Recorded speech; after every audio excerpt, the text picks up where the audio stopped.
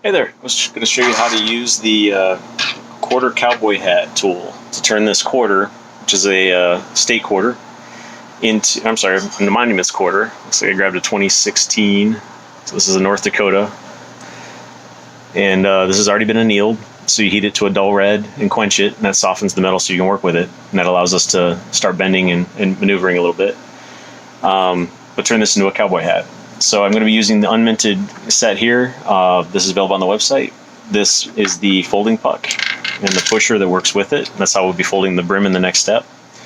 So we'll set that off to the side. And then this ball bearing is used with the dapping block to put the dome in the top. So that's that first step to get the dome there. So the first thing you want to do if you're going to use this doming method would be use your dapping block. It comes with a centering target. This is just a vinyl sticker that gives you a visual reference. You want to find the 14 millimeter hole in your dapping block. I like using the dapping blocks because that hard, crisp edge gives you a nice dome on the coin. But what you want to do is this target just helps you find center, so you can visually find it and then put it up on your press. So let me put the plate over here. You just want something firm and flat to work on. Mount your target on your dapping block so it's ready to go. Instructions come with the set. You just want to clean with alcohol and then how to transfer.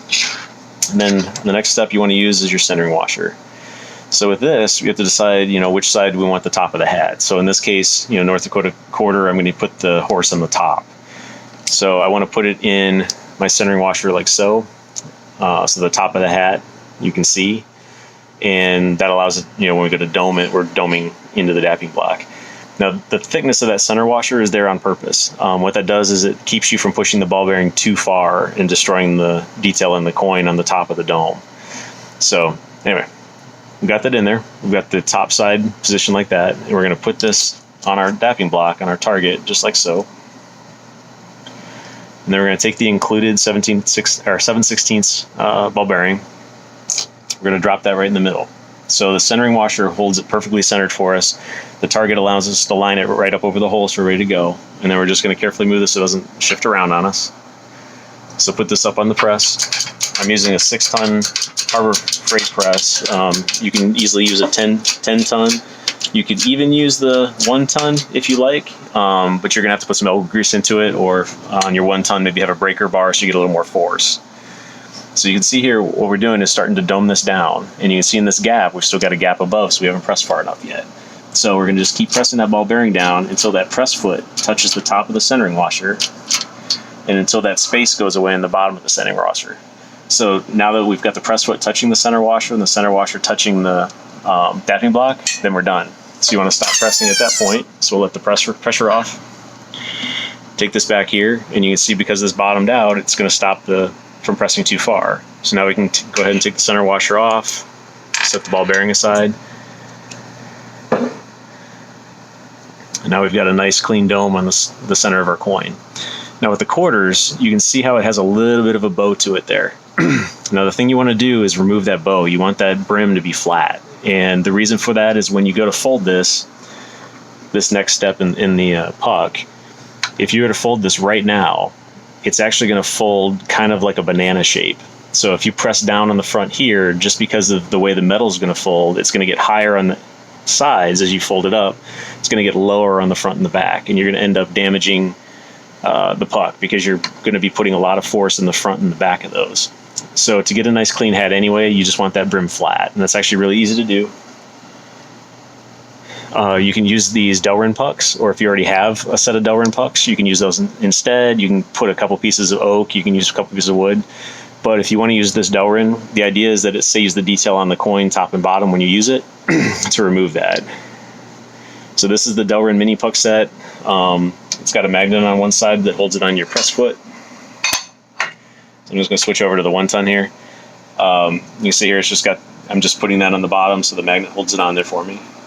I've got the quarter that we just domed. I'm just going to set that on the other puck and just position it right below. So I'm going to line this up, and I'm just going to give it a gentle press. And it really doesn't take much at all. So I'm pressing just a little bit, and you can actually feel it pop. It sits right down nice and clean. So you can see here, now we have a really perfectly flat brim, and we're ready to go to that next step and fold up the sides. So this will give us a really nice clean hat. You can see the top of the dome wasn't damaged because we really didn't press at all. It's just a little bit of press just to flatten that back in. So we're done with this piece now. We're going to take the Delrin back off. And now we move on to the folding puck.